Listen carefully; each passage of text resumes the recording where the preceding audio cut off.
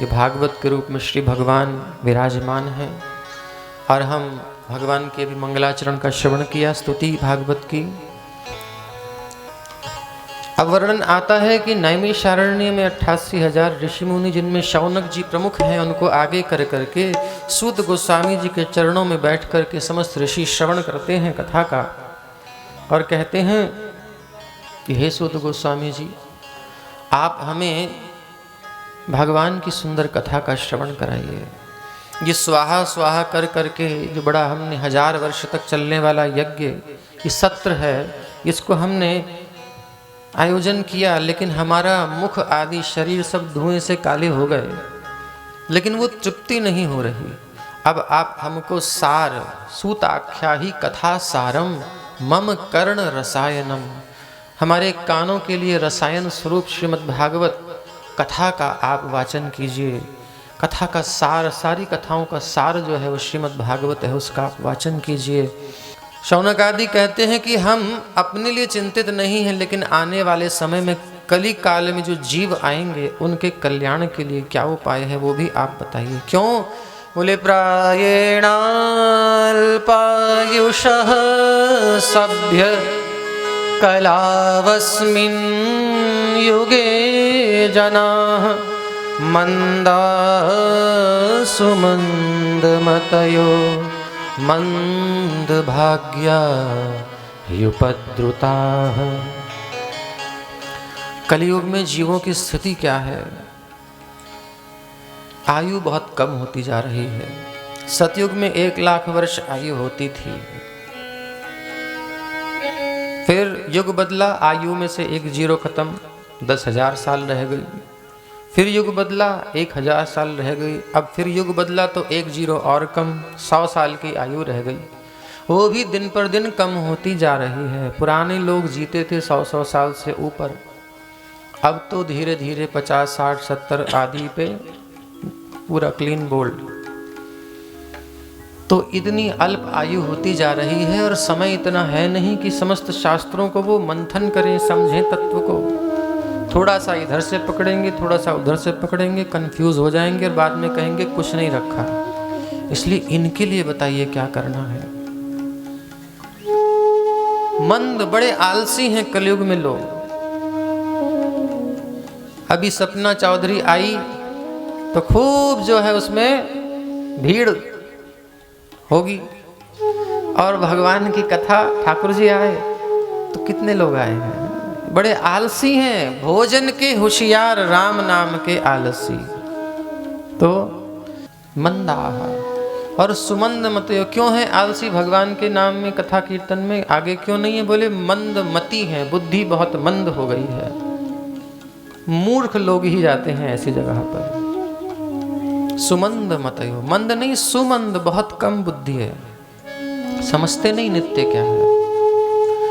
और मंद भाग्या, उनका भाग्य भी बड़ा मंद है। भगवान के समक्ष नहीं आएंगे तो भाग्य कैसे बढ़ेगा, कैसे सुंदर होगा। और जो थोड़ा बहुत जीवन है उसमें इतने उपद्रव हैं, इतनी समस्याएं हैं। जीवन में तो कुछ शरीर में समस्या, तो घर में समस्या, काम धंधे में इतनी समस्याएं ही, व्यक्ति उसमें उलझ करके रह जाता है। तो इन जीवों के लिए जिनके अंदर ये सब दोष हैं, क्या उपाय है वो आप बताइए। तो सूत गोस्वामी जी बड़ी प्रसन्नता से अपने गुरुदेव सुखदेव जी का स्मरण करते हैं। यह स्वानुभवमखिल श्रुति सारमेकम् अध्यात्मदीपमतितितीर्षितां तमोन्धं संसारिणां करुणयाः पुराणगुह्यं तं व्याससूनुमुपयामि गुरुमुनीना। सुखदेव जी को प्रणाम करते हैं। बोले हमारे गुरुदेव ने बड़ी सुंदर व्यवस्था की है। क्या? स्वानुभावम अखिल श्रुति सारमेकम, अखिल श्रुतियों के वेदादि का जो सार है वो उन्होंने प्रस्तुत किया है।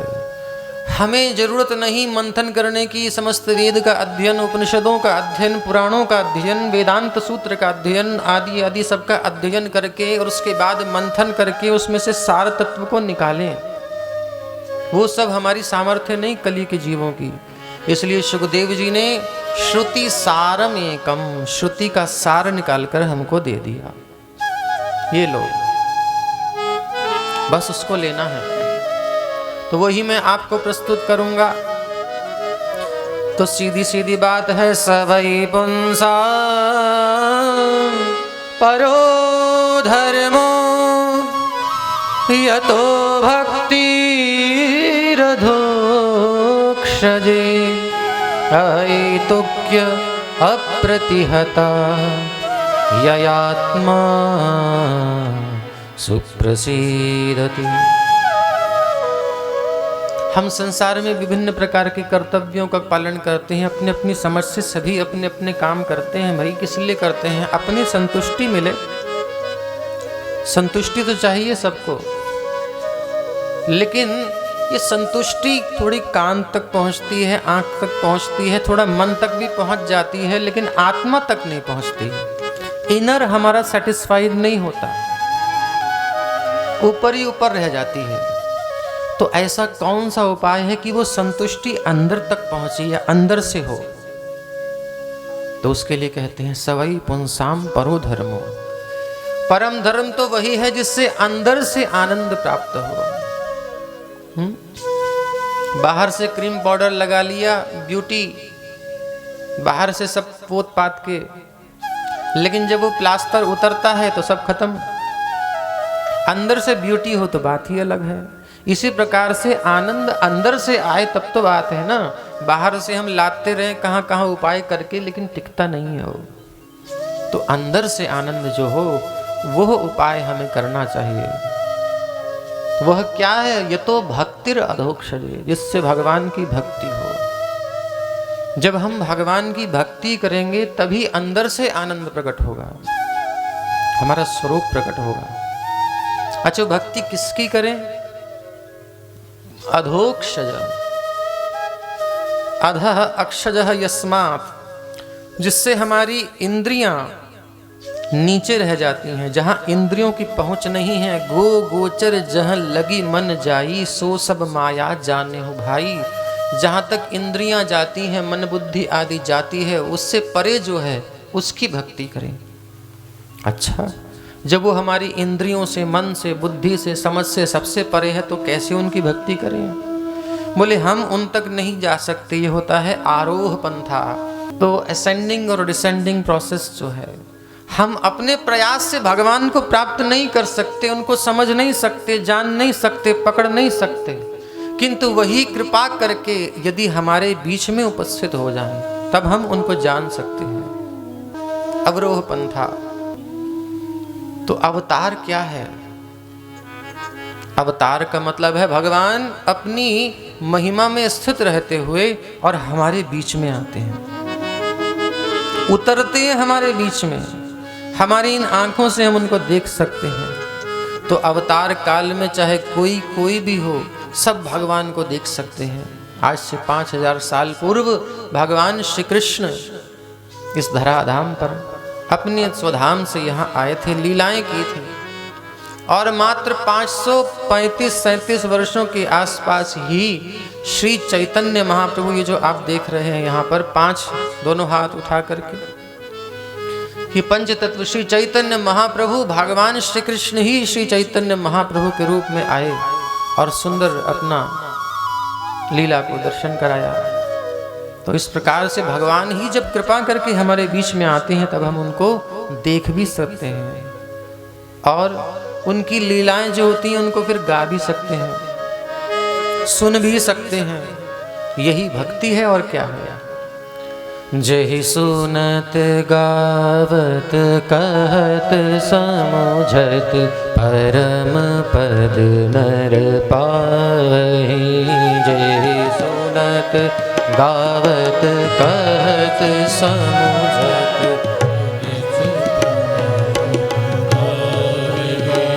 जहि सुनत गावत कहत समुझत परम पद नर पावही। जय सुनत गावत कहत समुझत परम पद नर पावही। रघुवीर पद पाथोज मधुकर दास तुलसी गावई। रघुवीर पद पाथोज मधुकर दास तुलसी गावई। कृष्ण हरे कृष्ण कृष्ण कृष्ण हरे हरे हरे राम राम राम हरे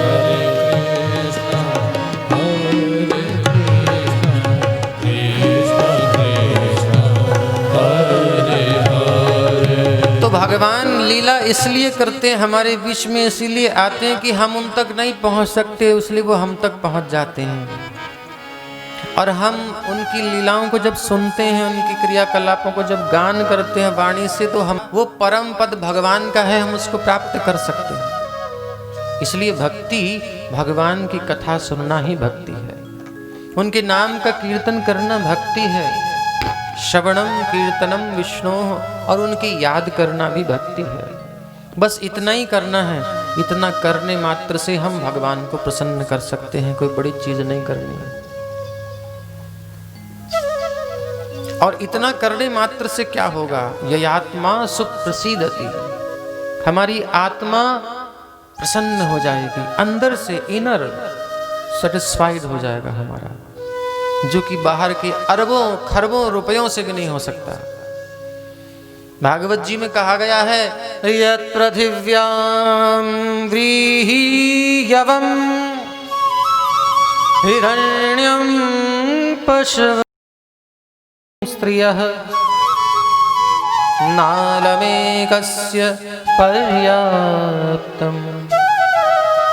ये बात कही गई कि एक किसी मनुष्य को, किसी स्त्री को, किसी पुरुष को संपूर्ण विश्व की संपत्ति दे दी जाए। यत् पृथिव्यां व्रीह्यवम्, सारा सोना दे दिया जाए, हिरण्यम, समस्त गोल्ड उसके नाम, पशवः, सारी वाहन जितने हैं, संसाधन सब उसके नाम कर दिए जाए, बस तुम इसके मालिक। पुरुष है तो सारे संसार की, स्त्री बोले तुम जितनी चाहे भोग सकते हो। स्त्री है तो समस्त पुरुषों को उसको दे दो, किसी एक को। स्त्री है, और फिर उससे पूछो कि सब कुछ तो तुमको दे दिया, अब तुम संतुष्ट हो? तुम्हारे अंदर से संतुष्टि हो गई? तो ना अल्लम, अभी नहीं हुई, अभी कुछ कमी है। तो भैया ये जितनी बढ़ाते जाओगे संसार की संपत्ति, ऐश्वर्य बहुत फैल जाएगा, वजन हो जाएगा, अंदर से संतुष्टि नहीं आएगी। वो तो केवल भगवान के चरणों में आकर के ही आ सकती है। इसलिए भागवत जी का श्रवण करने के लिए सुखदेव जी के चरणों में हमारे परीक्षित जी आकर के विराजमान हैं। क्यों? क्या हुआ था?